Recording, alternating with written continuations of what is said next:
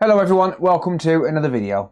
Today we're going to be working on this Xbox Series X. This has been sent in by a customer, and the reason this has been sent in is because he's attempted a HDMI replacement and now it doesn't display correctly. It will only display in 640 by 480 unless he sets the HDMI fidelity to manual override and then sets it to HDMI, and then he can get 1080p, but it won't do a handshake on his TV apparently, so it can't actually connect to 1080p even though it will allow him to select it. So this is a common thing that I see with the Xbox Series X, where people change the HDMI port and then they either get no display or they get only low resolution, and it's normally an issue with either one of two things. It's normally either an issue with the HDMI encoder itself or the ESD IC. The ESD IC is a small little BGA chip on the back of the board, and very often when people change the HDMI port they end up damaging that or knocking it off the board, or knocking it out of alignment and stuff, and it causes all sorts of weird issues. So yeah, anyway, that being said, my name's Hakko, I'm an electronics technician. I mainly work on games consoles, but I do work on other stuff as well. So if you enjoy that kind of thing and you want to see more, be sure to get subscribed and turn on the bell notifications, and that way you won't miss any future videos. And if you need to organise a repair, get in touch at thecoder.repair. You can send me an email, send me a quote request, and I'll get back to you. And if you need parts and supplies to assist in your repair, you can buy those on my online store at consolefix.shop. But with that being said, let's get into today's video. You probably don't give a damn about what I've got to say, but just hear me out for a minute, alright? We all know that those sweaty little douchebags with cheesy fingers, living in the mom's basement, drinking Red Bull and simping over TikTok losers are gonna break the console. And you and I both know that you're too cheap to buy off eBay, you're too impatient to wait for AliExpress, and you're just about smart enough to avoid Amazon completely. You can admit it, because I'm exactly the same. That's why I started my online store, consolefix.shop. I'll sell every part you'll need to fix the Xbox One, Series S, Series X, PS4, PS5 and Nintendo Switch consoles. So why not give me the money instead of some random dude on eBay? At least if I have it, you know it's not going to waste on some stupid thing like promoted eBay listings or food for the kids or something. If you give me your money instead, I promise I'll use it on useful things, like buying views on TikTok. So before you decide to go to one of the more popular sites and line the pockets of some fat cat loser, take a look at my online store. Check out the link in the video description or the top pinned comment and get 10% off any order over £25 during checkout. Alright, now you can go back to watching this douchebag on YouTube trying to fix something. You can't say stuff like that in an advert, dude. You're not my dad, dude. Don't tell me what to do. That's what you think, Phil. Wait, what? Mom? So, like I said, as I just straighten up my camera here, I didn't realise it was angled, and I'm not redoing the video. Yeah. Anyway, this is displaying. I can see it on my monitor right now, but it's only displaying in low resolution. Let me just show you what's going on with that. So as you can see there, low resolution only, and that's set to manual override. So if we go to the resolutions, then we can select the resolutions that we need. And I have confirmed that this is working on my screen, but I'm using a capture card, so it is different to a TV. The way that it does the handshake is completely different. So if I select 1080p here, you'll see that we do actually get a nice, crisp, clear resolution, right? However, if we go and select auto, you'll see that we only get low resolution, and it won't actually pick up. It's a bit slow. It won't actually pick up. There's nothing in the options apart from 640 by 480. So that's the issue that we're getting. And obviously, because it's not working in 1080p, it's not working in 4K as well. Or rather, it is working in 1080p, but only when you do manual overrides. So yeah, obviously that's a problem. So we're going to get this thing apart and see what we can do about getting it working. Alright, so like I said, someone's already been in here and they've already worked on this. So the sticker's going to be fairly easy to remove. I am still going to remove them with heat because I want to try and put them back down properly when I put it back together. I like to safely remove these without damaging the sticker itself if I can. As long as it hasn't already been damaged. It is very, very rare that I end up ripping the stickers. So I'll just place that back down like that. Leave it on a bit of a curve there just to make sure that I can get it back up without damaging it afterwards. And there we go. job is a good one. Okay, so I'm going to get this thing apart. I'll fast forward through this because it's quite boring. If you do need to see a teardown guide on these, you can do that by searching on Google for Xbox Series X iFixit teardown. Not sponsored, but iFixit have got a great teardown, shows you exactly how to get into these and things. So you're welcome to search that up if you need to. But for me personally, I'm just going to skip it on the video. Okay, so I'm down to the part which I need, which is going to be this board here. So there's two boards on the Xbox Series X. There's the HDMI board and there's the APU board, and then there's the SafeBridge board. The HDMI port is on the APU board, so that's the only board we're going to need. I'm just going to pop this off. It should be nice and easy because it's come off before. These can be a little bit of a pain to get the case off. Just don't do it with a screwdriver because you'll end up cracking these inductors and stuff, and you don't want to do that. On the version 2 board, that is actually missing, so it's a lot easier to get into it when it's on the version 2 board. I am already seeing an issue with this. The solder joints on the HDMI port don't look great from initial viewing. So looking at it without the microscope, it doesn't look great. I could be wrong, it could just be the lighting, but it doesn't look the best. Okay, let's pop under the microscope. I won't look at the other side yet. We all love a surprise. So let's just have a look here first. Let's just get rid of these cloths. I was working on Nintendo Switch on the last job.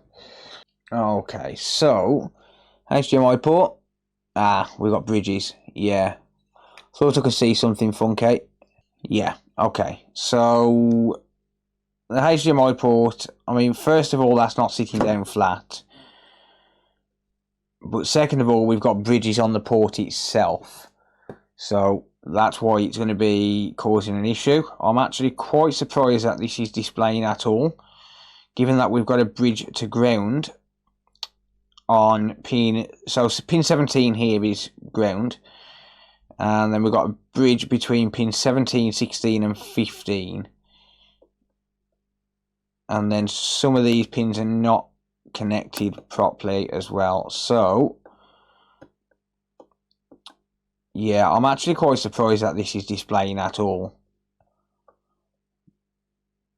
Well, hey, it actually is, so there you go. Right, let's have a look at this side of the board. That looks okay. So this here is the ESD IC I was talking about. That actually looks okay, so I'm not too worried about that. Although it does look like someone knocked some stuff around here, because this chip here, that has been moved. It's on an angle. Quite concerning. But what I'm going to do first and foremost is I'm going to fix this HDMI port up. So I've got the board over the edge of the table here, and what I'm going to do first of all is I'm going to heat this port up. I'm not going to remove it. I'm going to heat it up and I'm going to press down on it just so as I can get it flat to the board, because that's not flat right now. So I've got my hot air set at 440 degrees Celsius. And that's at 40% airflow. But I can see that these pins have been physically pushed down. It may come to it where I have to remove the port.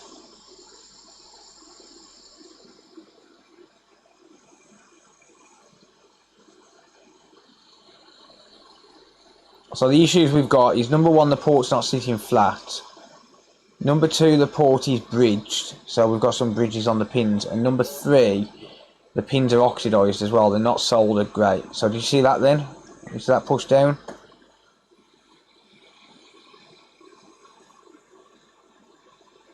I'm going to press down on the port.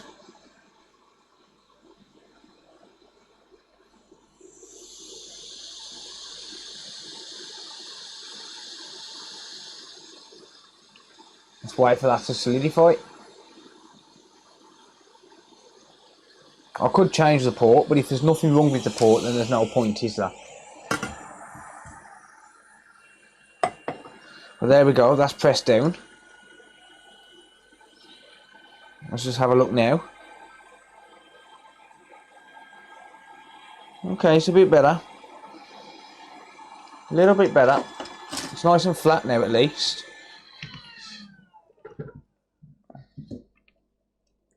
So let's now resolder these ground legs because there's not enough solder in those. So I want to add some solder to the ground legs just to make sure it's secured down properly. I'm going to use some Kester leaded solder, which you can buy on my online store at consolefix.shop. This is the good stuff, 6337. Look at how nicely that flows. My iron's set at 400 degrees Celsius, by the way.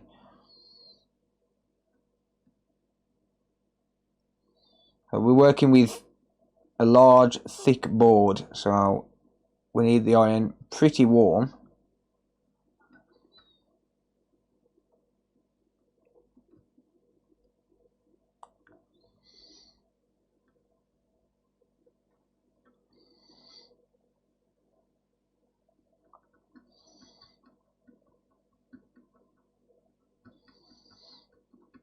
Okay, there we are. And one other thing I just want to do before I move on to the rest of the port is just clean up this ground plane because, well, it doesn't look nice. It's not going to hurt anything, it just doesn't look nice. And I don't really want to put my name to that. So I'm going to just add some flux. We can clean up any flux that's on the board. It's not a problem. I'm going to use some hot air just to transfer some more heat because this is a really big ground plane.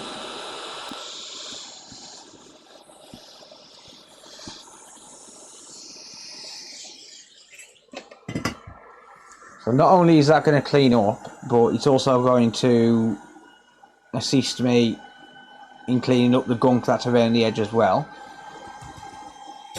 Because once it's warmed up, it's going to clean up a lot easier. Just going to start by brushing the flux away. I've got a bit of isopropyl alcohol on the brush there. And I'll start to flood the board itself. There we are, beautiful. And then what I like to do is just soak a microfiber cloth and then give it a good scrub with the cloth. And that just gets it up nice and clean. You've got to be careful of the chips and stuff when you're using a cloth. Make sure that you don't pull any off. So when you're going over chips, just be a bit softer. But it just makes it come a lot cleaner. And then that, apart from the burn marks on the board and the solder on the ground plane, it looks as good as new, right? That's how I like it to look. Apart from the burn marks and the solder on the ground plane, of course. So yeah, you can see some overheating signs around there. But at least now we've got no flux around there. That's good. I'm just going to give this area a bit of a clean. But we are going to be using some more flux in a minute, so I don't really need to worry too much. You can see there was quite a bit of solder under there. So what I can do here, we just come in a bit closer here. What I can do here is I can use something called the drag method, or what we call the drag method. So if I just add some flux here to the entire HDMI port, and then I'll take my soldering iron. I'm going to use some more Kester, some more leaded solder, because I don't know the type of solder what's been used on here. But I'm just going to add a blob of solder to my iron, like that. And then just burn the flux away so I can see. Watch this. I'm going to blob it like that. Clean off my iron. And then just going to drag everything over. So we're going to go for quite a few passes.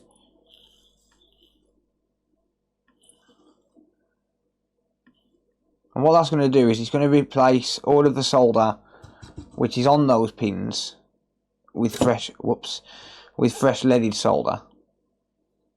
And yes, it's leaving some nice big blobs for us, but we can take care of those using wick. So just use a bit of goot wick.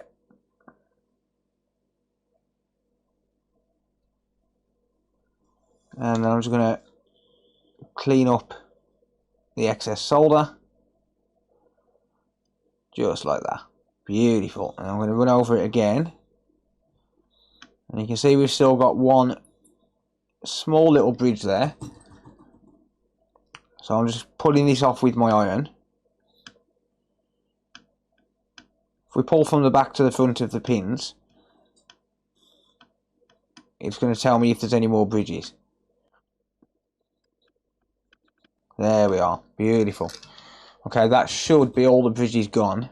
Let's have a look on an angle.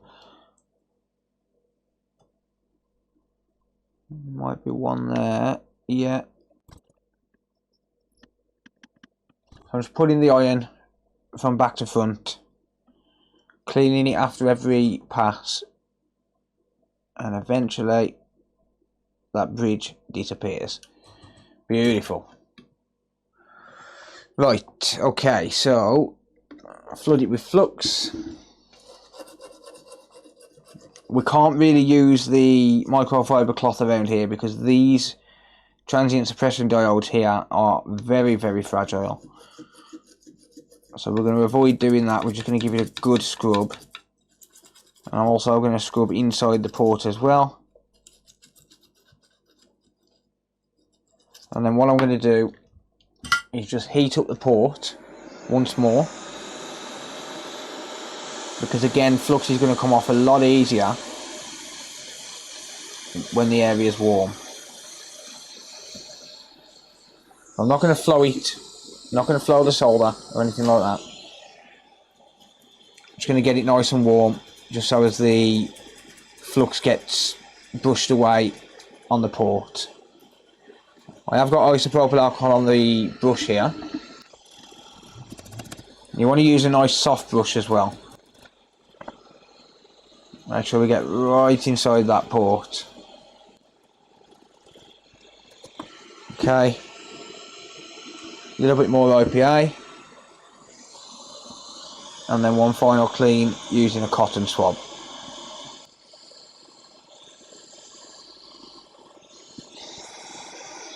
Just using a little bit of hot air as well, just to make sure that all of the flux gets removed.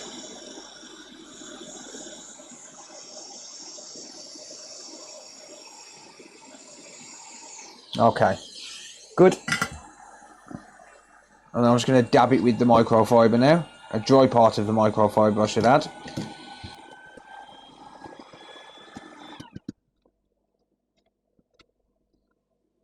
There we are. Good.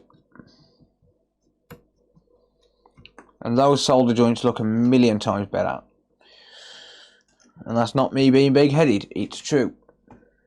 Right, let's just have a look then. Give them all a nudge. So we want to make sure that none of the pins are moving, not even just a little bit. If they're moving just a little bit, they're not soldered correctly. They shouldn't move. Good, okay. So finally, before I power this back on enough for testing, I'm just going to test the diode readings on the board. So in diode mode on the multimeter, red probe on ground, and I'm just going to check my readings. So pin 19, sorry, that's continuity mode. No, dial mode, there we go. I had the wrong mode. So we've got 0.62 volt drop to ground. So what this is doing is it's applying 2 volts or around about 2 volts, and then it's measuring the voltage drop across the leads, right? And then that gives us a reading. And you're not going to know automatically what your readings are meant to be, but as you get more experience and stuff, you tend to know roughly what it's supposed to be based on what circuit it is, right? So this is reading as a 0.62 volt drop to ground. That is correct. That is a good reading. Pin 18.58, that's a good reading. Pin 17 is ground, so that's reading as ground. Pin 16 we've got 0.6 volt drop, that's good. Pin 15 we've got 0.58, that's good. Pin 14 should be open line, and it is. That's an unused pin. Pin 13.63, that's good. And then these ones, you're going to get around about 0.73 volt drop to ground, but it doesn't really matter what you get as long as it's above 0.6 and below 0.8, and they've all got a match. So these are basically what we call differential pairs. So you see these traces, so you've got 2 traces here, 2 there, 2 there, and 2 there. That's one differential pair, 2, 3, 4, right? And this one really needs to just match that one. So we get 0.73 on that one as well, that's correct. And the one in the middle of them all, they're ground. So as long as they're not shorted to ground, and as long as you're getting a reading which matches the other one, or, you know, as long as it's not open line, it should be fine. We get 0.73 on that one, 0.73 on that one, 0.7345 to be exact. Yep, that's the one on that one as well. Same on that one. Same on that one, and same on that one. Yeah, so they're all absolutely fine. So what we need to do now is just make sure that we don't have any bridges between any of the pins. Even though we're getting good diode readings, we might still have a bridge somewhere. So I'm going to check them. So my multimeter is in continuity mode, so that'll beep if we've got a completed circuit, and that'll basically tell me if we've got a bridge on the HDMI port. We shouldn't have, but it will tell me if we have, and obviously we don't want that, so I don't know if I'll check that one. But basically I'm just testing one pin to the pin next to it, and then moving along to the next one in line, and just making sure we don't have any shorts. So I accidentally touched that lead then and it beeped. That's what it will do if we have a short. So yep, that's all good. Now I'm going to make sure that no lines are connected to ground, except for that one because that's meant to be a ground. Yeah, so I'll just make sure that these are not connected to ground. I will skip the grounds, so that one there is a ground. That's a ground. Yeah. Good, excellent. Nothing is reading out of the ordinary. So we might actually get a display now. Okie dokie. So I'm going to just clean up the thermal paste off here because I've disturbed it, so it needs replacing. Okay, I also need to clean up the thermal paste off the heatsink as well, so we'll do that next. Good. And then finally, we're going to put some fresh thermal paste on. So we've got the good stuff here, MX4. I'm going to apply the perfect amount. And then I'm going to get these back together enough for testing. Moment of truth. Is it going to work?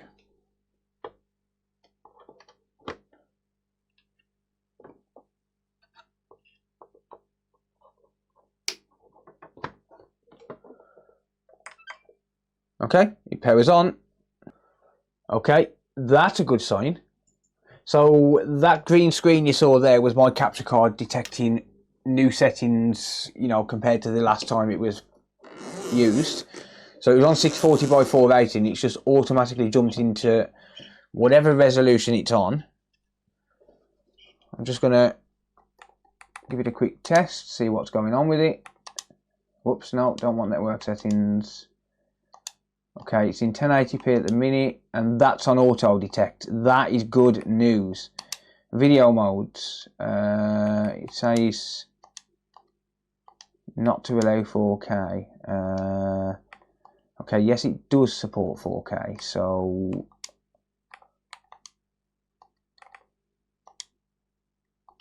right, it could be down to the fact that I've got this on the capture card. That is possible. Let me just clean the cable. No, it's not picking up in 4K. Right, okay, so let's set it to manual. Okay, it's in low res, that's normal. So I set it to 1080, green screen. So I'll just have to deactivate the capture card and reactivate it. Okay, now it should. Okay, it's saying it won't work. Set it back to auto detect now. No, it's not picking up. Let me try it on just my monitor. Right, okay, so on my other capture card, so this is a different capture card. That's going to work. Let's enable everything, or everything we can on this capture card.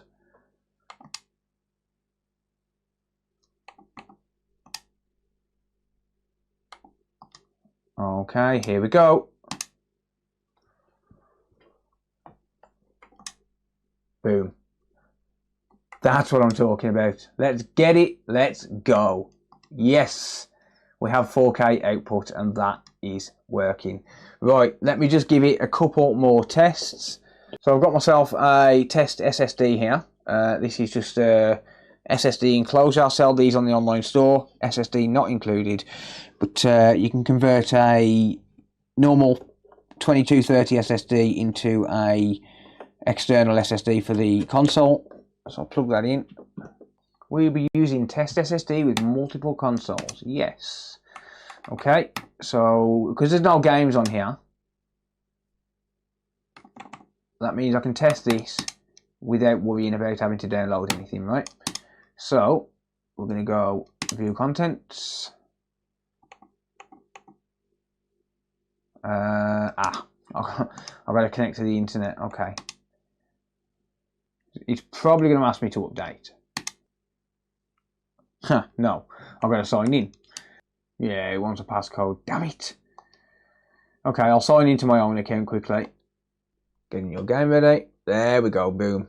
Done. Look at how easy that was. Saves downloading anything, right? There we are. Good stuff. That's working.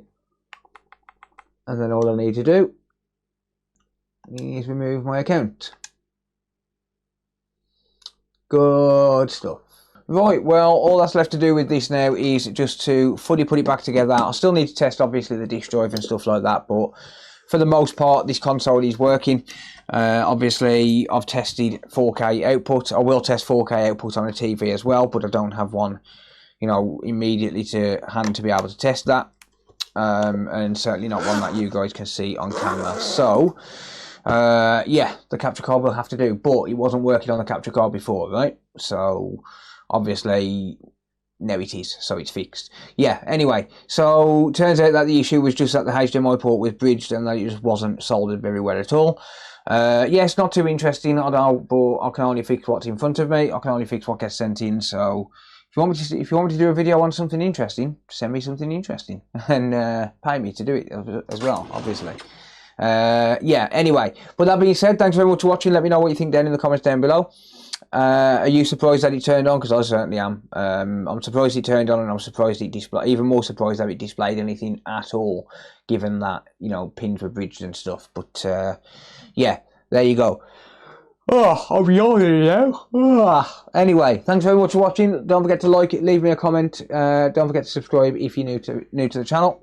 If you need parts and supplies for your repair, you can buy those on my online store. And if you need to organise repair, get in touch at thecoder.repair. But with that being said, thanks very much for watching, and I'll see you all in the next video. Take care, everyone. Bye for now.